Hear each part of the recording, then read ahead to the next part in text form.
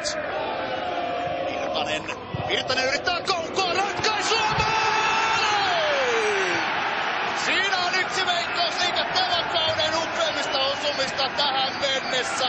Taidokas laukaus Jani Virtaselta. Hän yritti jo ensimmäisellä puoliajalla vastaamaan ja nyt se onnistuu.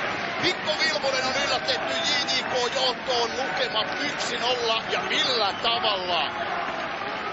Kerta kaikkiaan huipputaidokas laukaisu, nopea puoletus ja oikeastaan samanaikaisesti laukaus jo lähtee.